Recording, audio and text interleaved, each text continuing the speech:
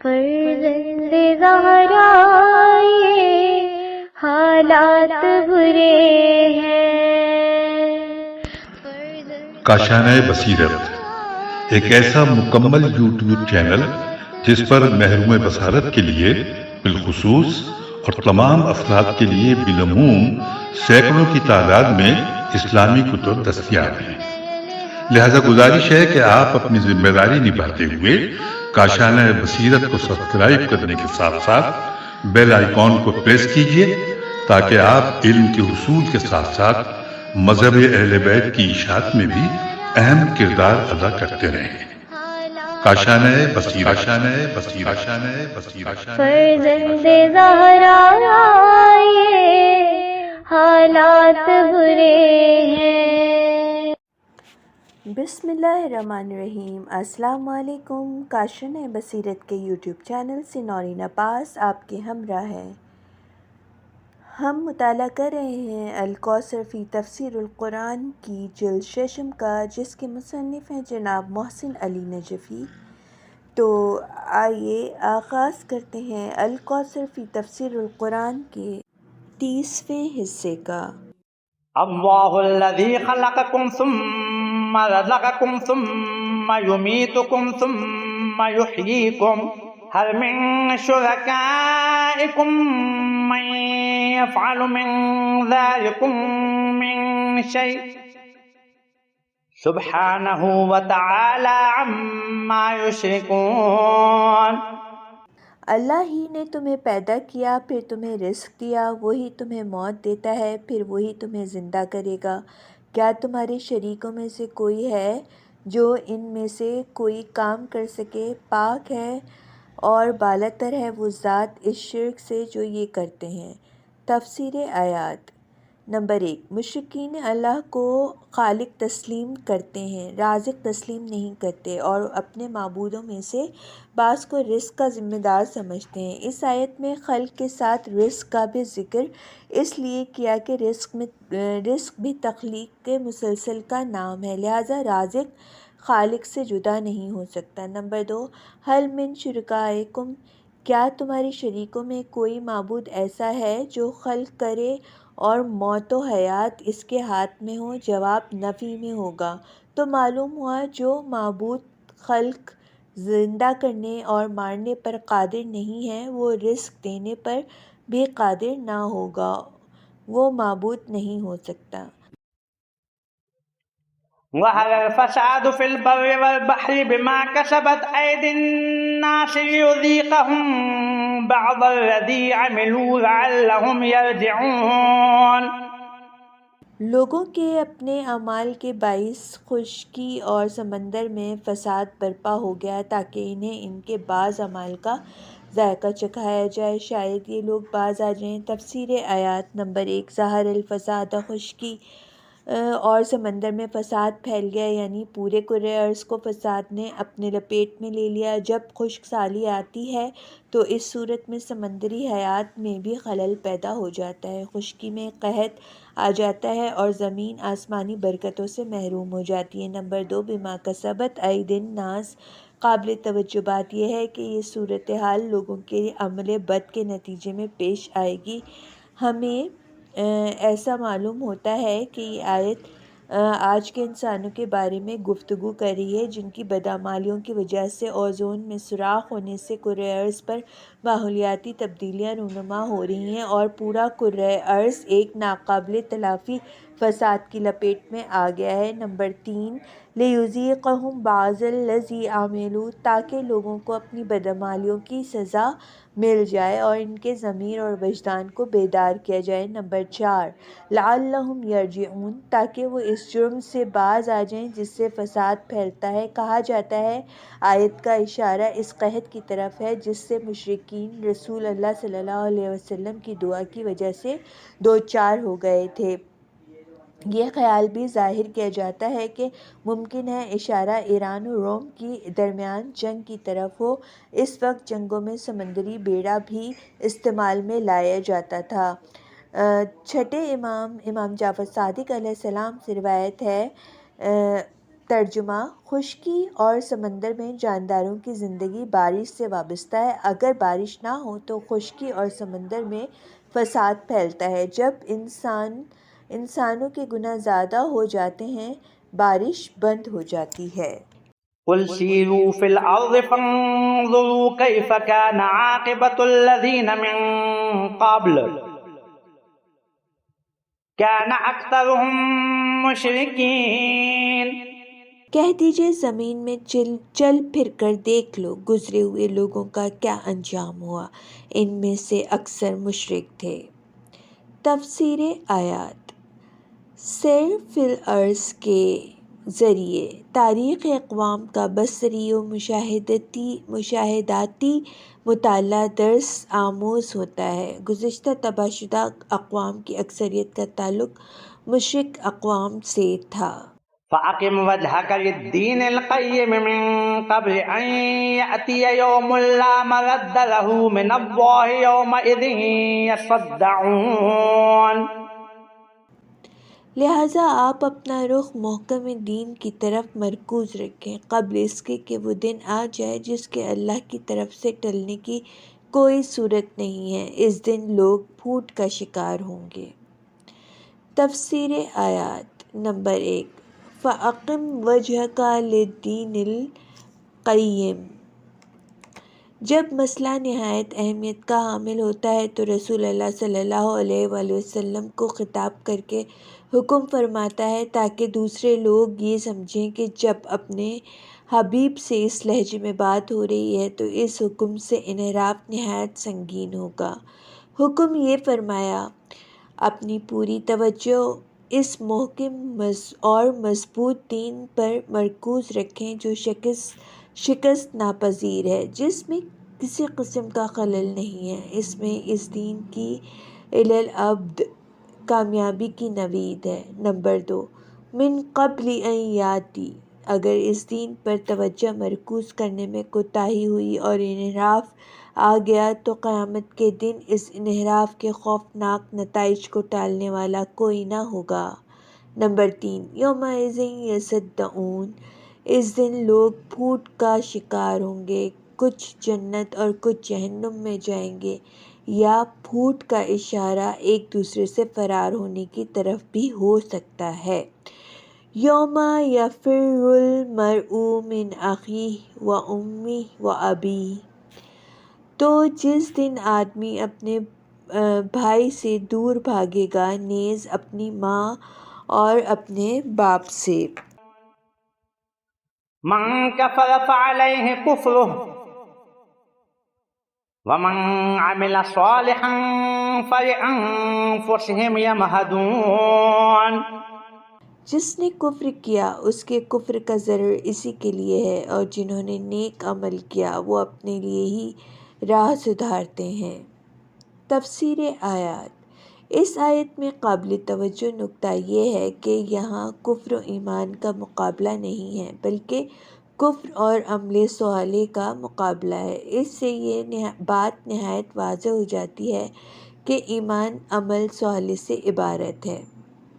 سورہ بقرہ آیت 143 میں قبلہ اول کی طرف پڑھی گئی نمازوں کے درست ہونے کی صراحت کرتے ہوئے فرمایا، وَمَا كَانَ اللَّهُ لِيُضِيعَ إِيمَانَكُمْ، اور اللہ تمہارے ایمان کو ضائع نہیں کرے گا۔ یہاں نماز کو ایمان کہا ہے۔ حضرت امام جعفر صادق سے روایت ہے، الایمان عمل کلہ، ایمان مکمل طور عمل ہی سے عبارت ہے۔ فَلِأَنفُسِهِمْ يَمْهَدُونَ۔ عمل صالح کے بارے میں حضرت امام جعفر صادق سے روایت ہے، عمل صالح اس کے بجا لانے والے سے پہلے جنت پہنچ جائے گا اور اس کے لیے آمادہ کرے گا جس طرح تمہارا خادم تمہارے لیے بستر آمادہ کرتا ہے۔ لِيَجْزِيَ الَّذِينَ آمَنُوا وَعَمِلُوا الصَّالِحَاتِ مِن فَضْلِهِ إِنَّهُ لَا يُحِبُّ الْكَافِرِينَ۔ تاکہ اللہ ایمان لانے والوں اور نیک اعمال انجام دینے والوں کو اپنے فضل سے جزا دے، بے شک وہ کافروں کو پسند نہیں کرتا۔ تفسیر آیات، تاکہ اللہ اپنے فضل سے جزا دے، یعنی جزا اور ثواب اللہ کے فضل و کرم کی وجہ سے ملتا ہے، ورنہ ہم اس کے مملوک اور مخلوق ہیں۔ جو بھی ہم عمل انجام دیں گے اس سے اللہ کی نعمتوں کا حق ادا نہیں ہوتا، چہ جائے کہ کسی اجر و ثواب کے مستحق ٹھہریں۔ اہم نکات: نمبر 1، دین اسلام شکست ناپذیر ابدی دین ہے۔ نمبر 2، قیامت کے خطرات کو سامنے رکھیں تو انحراف نہیں آئے گا۔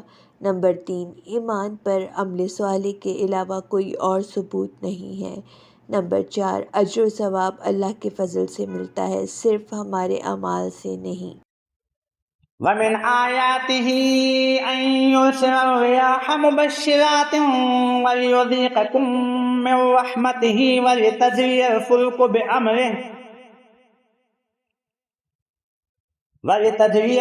بأمره ولتبتغوا من فضله ولعلكم تشكرون۔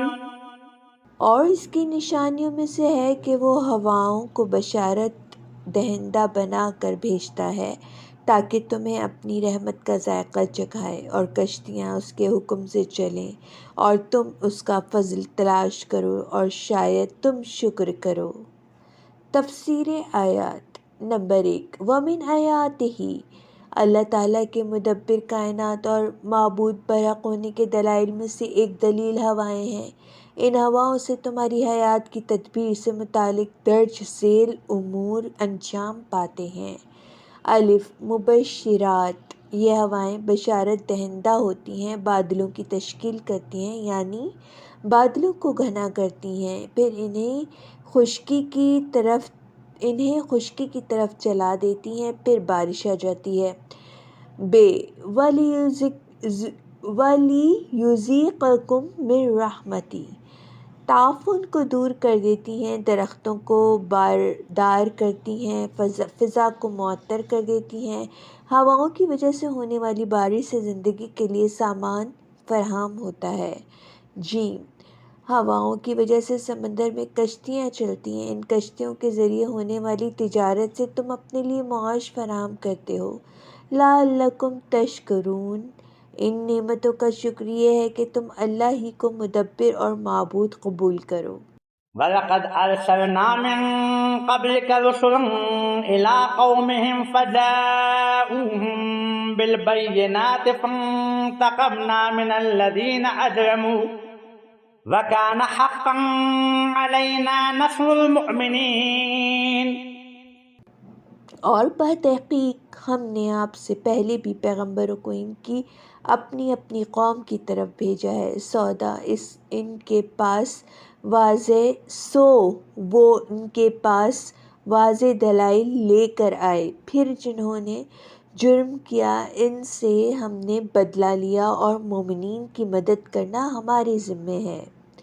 تفسیر آیات: نمبر 1، وَلَقَدْ أَرْسَلْنَا مِن قَبْلِكَ رَسُولًا، رسول اللہ صلی اللہ علیہ وآلہ وسلم کی تسلی و تقویت کے لیے تاریخ انبیاء کے وہ اوراق سامنے رکھے جا رہے ہیں جو ان کی تحریک سے متعلق ہیں، وہ درج ذیل ہیں۔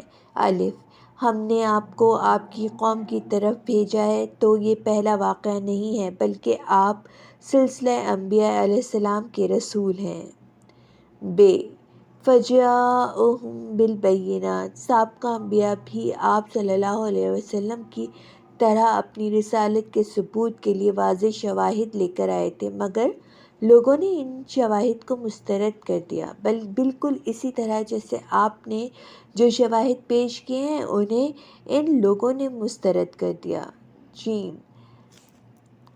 فَانْتَقَمْنَا مِنَ الَّذِينَ أَجْرَمُوا، ان شواہد کو مسترد کر کے انبیاء کی تکذیب کرنے والے مجرمین سے ہیں ہم نے انتقام لیا ہے۔ اس میں یہ نوید ہے کہ اے رسول، آپ کے معاصر مجرم لوگوں سے بھی ہم انتقام لیں گے۔ وَكَانَ حَقًّا عَلَيْنَا نَصْرُ الْمُؤْمِنِينَ، ان مجرمین کے درمیان موجود مومنین کی چھوٹی سی جماعت کی مدد کرنا ہمارے ذمے ہے۔ قابل توجہ ہے کہ مومنین کی نصرت کو اللہ تعالیٰ نے اپنے ذمے لیا ہے اور اسے اللہ تعالیٰ نے اپنے ذمے ایک حق قرار دیا ہے جو فتح و نصرت کا صرف وعدہ نہیں بلکہ ضمانت ہے۔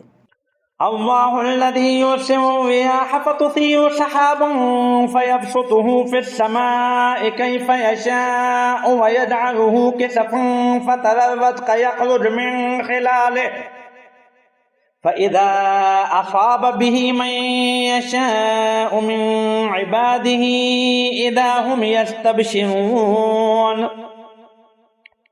وَإِن كَانُوا مِن قَبْلِ أَن يُنَزَّلَ عَلَيْهِم مِّن قَبْلِهِ لَمُبْلِسِينَ۔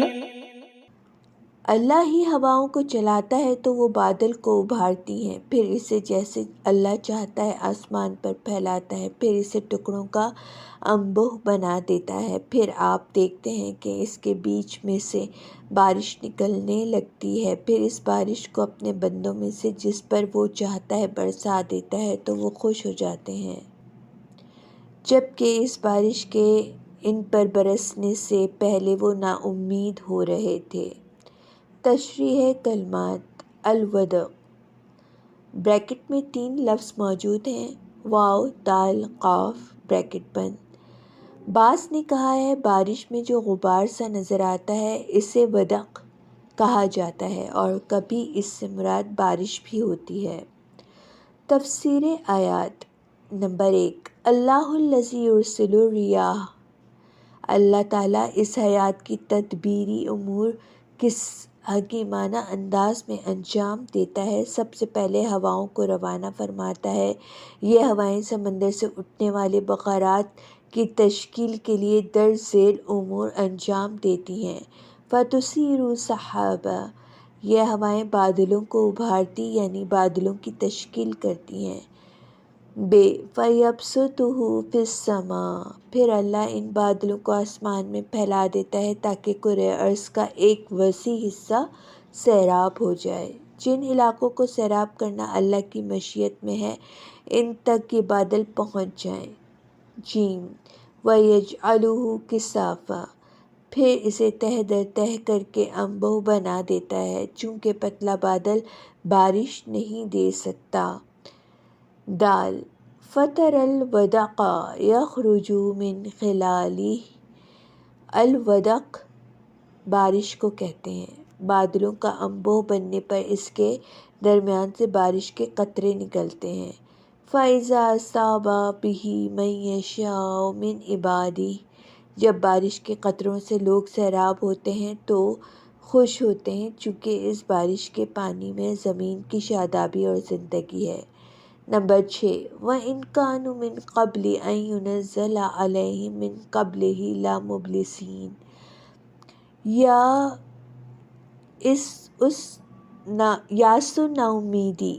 یاس نا امیدی کے بعد برسنے والی بارش سے لوگوں میں زیادہ خوشی کی لہر دوڑتی ہے۔ من قبلہ کی ضمیر کو ارسال ریاح سے مربوط گردانا جاتا ہے، یعنی اگرچہ وہ لوگ بارش برسنے اور ہواؤں کے چلنے سے پہلے نا امیدی کا شکار تھے۔ فانظر إلى آثار رحمة الله كيف يحيي الأرض بعد موتها إن ذلك لمحيي الموتى وهو على كل شيء قدير۔ اللہ کی رحمت کے اثرات کا نظارہ کرو کہ وہ زمین کو کس طرح زندہ کر دیتا ہے، اس کے مردہ ہونے کے بعد یقیناً وہی مردوں کو بھی زندہ کرنے والا ہے اور وہ ہر چیز پر قادر ہے۔ تفسیر آیات فانظر الی آثار رحمت اللہ، یہ قرآن کا طرز استدلال ہے جس میں دلیل کے عناصر مشاہدات و محسوسات سے لیے جاتے ہیں، کیونکہ انسان کے مشاہدے میں یہ بات ہے کہ بارش سے مردہ زمین میں جان آ جاتی ہے، بنابراین یہ نتیجہ اخذ کرنا مشکل نہیں کہ وہی خالق انسان کو بھی دوبارہ زندہ کرے گا۔ وَلَقَدْ عَلِمْتُمُ النَّشْأَةَ الْأُولَىٰ فَلَوْلَا تَذَكَّرُونَ، اور بتحقیق پہلی پیدائش کو تم جان چکے ہو، پھر تم عبرت حاصل کیوں نہیں کرتے؟ اہم نکات: نمبر 1، بارش رحمت خدا کے آثار اور مواد پر حجت خدا ہے۔ وَلَئِنْ أَرْسَلْنَا رِيحًا فَرَأَوْهُ مُصْفَرًّا لَظَلُّوا مِنْ بَعْدِهِ يَكْفُرُونَ۔ اور اگر ہم ایسی ہوا بھیجیں جس سے وہ کھیتی کو زرد ہوتے دیکھ لیں تو وہ اس کے بعد ناشکری کرنے لگتے ہیں۔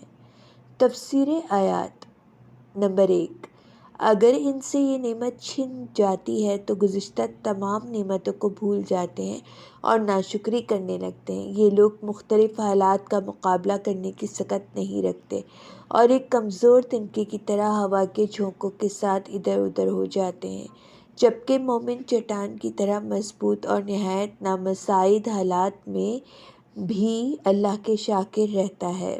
فَإِنَّكَ لَا تُسْمِعُ الْمَوْتَى وَلَا تُسْمِعُ الصُّمَّ الدُّعَاءَ إِذَا وَلَّوْا مُدْبِرِينَ۔ آپ یقیناً مردوں کو نہیں سنا سکتے اور ان بہروں کو اپنی پکار سنا سکتے ہیں جبکہ وہ پشت پھیرے جا رہے ہوں۔ جو لوگ ہدایت کے اہل نہیں ہیں انہیں آپ بزور ہدایت نہیں دے سکتے۔ اس آیت کی تشریح سورہ نمل آیت 80 میں گزر چکی ہے۔ وَمَا أَنْتَ بِهَادِ الْعُمْيِ عَنْ ضَلَالَتِهِمْ إِن تُسْمِعُ إِلَّا مَنْ يُؤْمِنُ بِآيَاتِنَا فَهُمْ مُسْلِمُونَ۔ اور نہ ہی آپ اندھوں کو ان کی گمراہی سے نکال کر ہدایت دے سکتے ہیں، آپ صرف انہیں سنا سکتے ہیں جو ہماری نشانیوں پر ایمان لاتے ہیں اور فرما بردار ہیں۔ نمبر 1، اس آیت کی تشریح سورہ نمل آیت 81 میں ہو چکی ہے۔ اللہ الذی خلقکم من ضعف ثم جعل من بعد ضعف قوة ثم جعل من بعد قوة ضعفا وشیبة يخلق ما يشاء وهو العلیم القدیر۔ اللہ وہ ہے جس نے کمزور حالت سے تمہاری تخلیق شروع کی، پھر کمزوری کے بعد قوت بخشی، پھر قوت کے بعد کمزور اور بوڑھا کر دیا۔ وہ جو چاہتا ہے پیدا کرتا ہے اور وہ بڑا جاننے والا صاحب قدرت ہے۔ تفسیر آیات: اس بات پر ایک واضح دلیل قائم ہو رہی ہے کہ انسان بذات خود ایک بے بس وجود ہے۔ ایک قوت ہے جو اس کی زندگی کو چلا رہی ہے، وہی قوت اس کی مدبر ہے اور قوت کا مالک اس کا رب ہے۔ نمبر 1، اللہ الذی خلقکم من ضعف، ایک نہایت کمزور جرثومہ کمزور بوند سے پیدا کیا، حالت جنین میں بھی کمزور، شیر خوار بچہ بھی کمزور اور بے بس ہوتا ہے۔ نمبر 2، ثم جعل من بعد ضعف، ان کمزور مراحل سے گزرنے کے بعد عالم شباب میں داخل ہو جاتا ہے، کچھ طاقت و قوت کا مالک بن جاتا ہے۔ اس مرحلے میں آ کر یہ نادان اپنے ماضی اور مستقبل سے غافل رہتا ہے۔ حدیث میں ہے الشباب شعبۃ من الجنون، جوانی جنون کی ایک قسم ہے۔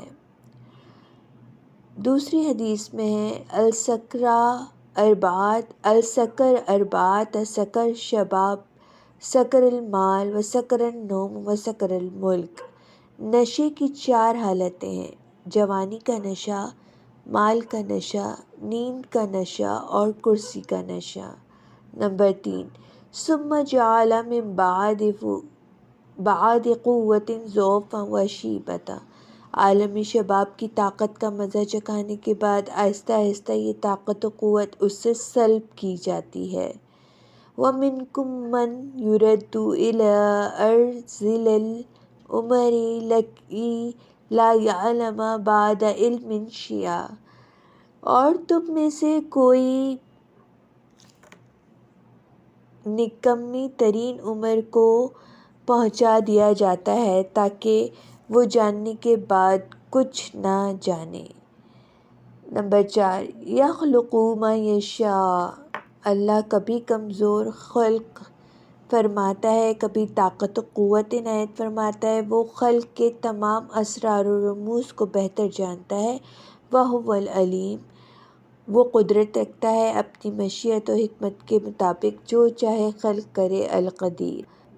وَيَوْمَ تَقُومُ السَّاعَةُ يُقْسِمُ الْمُجْرِمُونَ مَا لَبِثُوا غَيْرَ سَاعَةٍ كَذَلِكَ كَانُوا يُؤْفَكُونَ وَقَالَ الَّذِينَ أُوتُوا الْعِلْمَ وَالْإِيمَانَ لَقَدْ لَبِثْتُمْ فِي كِتَابِ اللَّهِ إِلَى يَوْمِ الْبَعْثِ فَهَذَا يَوْمُ الْبَعْثِ وَلَكِنَّكُمْ كُنتُمْ لَا تَعْلَمُونَ۔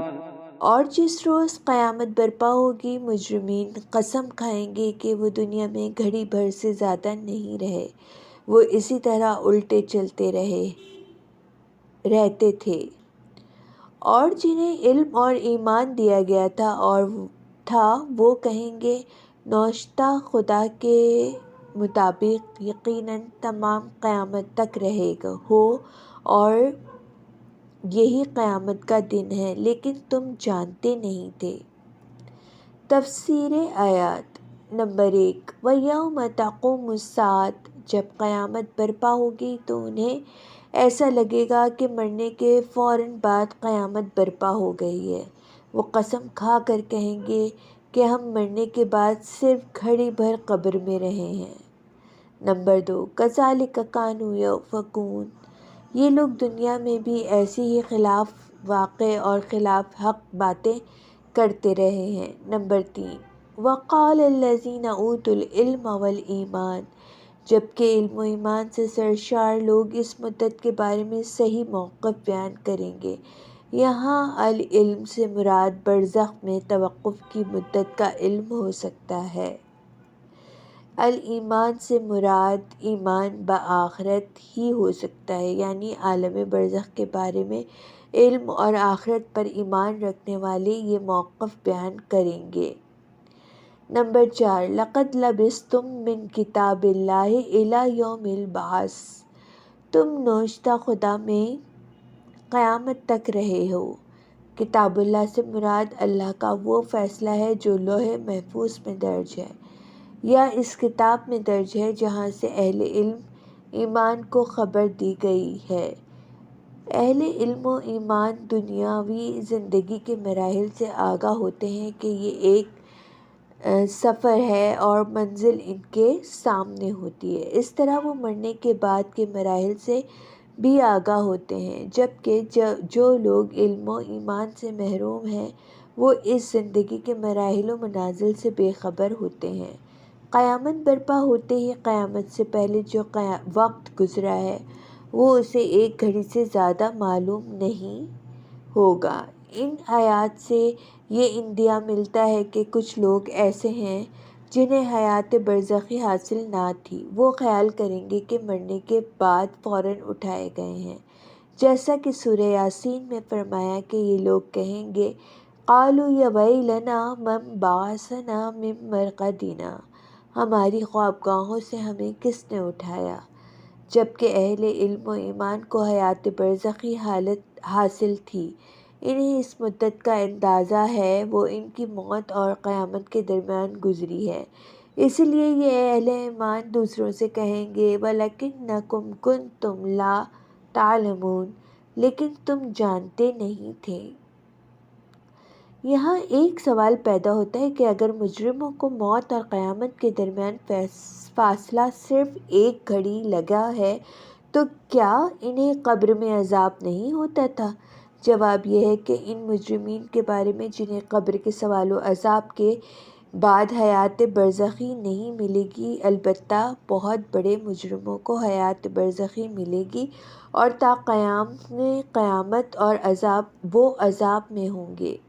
فَيَوْمَئِذٍ لَا يَنفَعُ الَّذِينَ ظَلَمُوا مَعْذِرَتُهُمْ وَلَا هُمْ يُسْتَعْتَبُونَ۔ پس اس دن ظالموں کو ان کی معذرت کوئی فائدہ نہ دے گی اور نہ ان سے معافی مانگنے کے لیے کہا جائے گا۔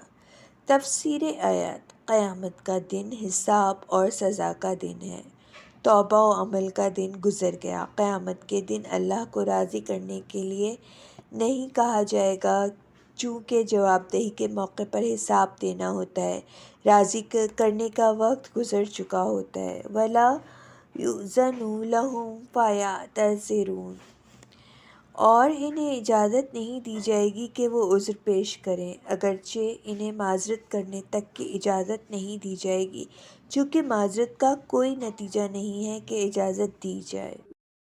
وَلَقَدْ ضَرَبْنَا لِلنَّاسِ فِي هَذَا الْقُرْآنِ مِنْ كُلِّ مَثَلٍ وَلَئِنْ جِئْتَهُمْ بِآيَةٍ لَيَقُولَنَّ الَّذِينَ كَفَرُوا إِنْ أَنْتُمْ إِلَّا مُبْطِلُونَ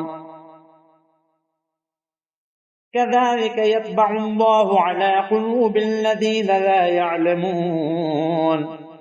اور بتحقیق ہم نے لوگوں کے لیے اس قرآن میں ہر طرح کی مثال بیان کی ہے، اور اگر آپ ان کے سامنے کوئی نشانی پیش کر بھی دیں تو کفار ضرور کہیں گے تو تم تو صرف باطل پر ہو۔ اس طرح اللہ ان لوگوں کے دلوں پر مہر لگا دیتا ہے جو علم نہیں رکھتے۔ تفسیر آیات نمبر 1، وَلَقَدْ ضَرَبْنَا لِلنَّاسِ، قرآن کتاب ہدایت ہے اور مثال حقائق سمجھانے کے لیے مؤثر ترین طریقہ ہے۔ اللہ تعالیٰ نے حقائق سمجھانے کے لیے خطاب کے تمام اسلوب اختیار کیے اور دلوں اور عقلوں کی بیدار کے لیے ہر وسیلہ اختیار کیا ہے، ایسا اسلوب سخن اختیار کیا ہے جو ہر عقل اور ہر قلب، ہر ماحول، ہر طبقے کے لیے قابل فہم ہے۔ اگر کوئی مطلب مادی ذہنوں سے دور ہے، اسے محسوسات کی مثال میں پیش فرمایا، اگر کوئی مطلب ملکوتی ہے، اسے مشاہداتی دنیا میں لا کر پیش فرمایا، حتیٰ کہ سطحی ذہنوں کے لیے سطحی مثال پیش فرمائی، صاحبان عقل و خرد کے لیے ان کی سطح کی مثال پیش فرمائی، ہر طبقے کے لیے اس کی فکری سطح کے مطابق مثال پیش فرمائی، یہاں تک کہ بعض دشمنان اسلام نے تو ان مثالوں کے سطحی ہونے پر اعتراض بھی کیا۔ ماذا اراد اللہ بہذا مثلا، مچھر کی مثال سے اللہ کا کیا مقصد ہے؟ نمبر 2، وَلَئِنْ جِئْتَهُمْ بِآیَاتٍ، اگر آپ کوئی معجزہ پیش کرتے بھی ہیں تو یہ لوگ اس پر ایمان لانے کی جگہ اس معجزے کو باطل کی کرشمہ سازی قرار دیتے ہیں، کبھی کذاب، کبھی ساحر، کبھی مجنون قرار دیتے ہیں۔ نمبر 3، کذالک یطبع اللہ، جو لوگ قرآنی امثال و آیات پر ایمان نہیں لاتے اور معجزات کو بھی باطل قرار دیتے ہیں، ایسے لا علم، جاہل، ناقابل علاج لوگوں کو اللہ اپنے حال پر چھوڑ دیتا ہے۔ جب اللہ انہیں اپنے حال پر چھوڑ دیتا ہے تو ہدایت کے سارے راستے بند ہو جاتے ہیں اور دلوں پر مہر لگ جاتی ہے۔ فاصبر إن وعد الله حق ولا يستخفنك الذين لا يوقنون۔ بس اے نبی آپ صبر کریں، یقیناً اللہ کا وعدہ سچا ہے اور جو لوگ یقین نہیں رکھتے وہ آپ کو سبک نہ پائیں۔ تفسیر آیات نمبر 1، فاصبر، مشرکین کی طرف سے استعمال ہونے والے حربوں کے مقابلے میں صبر و استقامت جیسی الہی طاقت کے ساتھ مقابلہ کریں۔ نمبر 2، ان وعد اللہ حق، اس صبر کے پیچھے آپ کے لیے پشت پناہ اللہ کا وعدہ برحق ہے کہ آخر فتح و کامرانی آپ کی ہوگی۔ چنانچہ اس سورہ کی آیت 47 میں فرمایا، وَكَانَ حَقًّا عَلَيْنَا نَصْرُ الْمُؤْمِنِينَ، اور مومنین کی مدد کرنا ہمارے ذمہ ہے۔ نمبر 3، وَلَا يَسْتَخِفَّنَّكَ الَّذِينَ لَا يُوقِنُونَ، آپ کو دشمن ایسا سبک نہ پائیں کہ آپ ان کی دھمکیوں، طعنوں اور تمسخروں سے بلا حوصلہ ہو جائیں، بلکہ دشمن کی تمام تر سازشوں کے مقابلے میں آپ کے عزم و ارادے میں مزید مضبوطی آنی چاہیے۔ واضح رہے کہ یہ کوئی حکم تشریعی نہیں ہے بلکہ یہ امر تکوینی ہے جو حتماً وقوع پذیر ہوگا۔ اور سامعین، یہاں پہ میں اپنے مطالعے کو روک رہی ہوں اور یہاں پہ اختتام ہو چکا ہے سورۃ الروم کا۔ انشاءاللہ اگلے حصے میں نئی صورت کے ساتھ دوبارہ حاضر ہوں گی. جب تک کے لیے خدا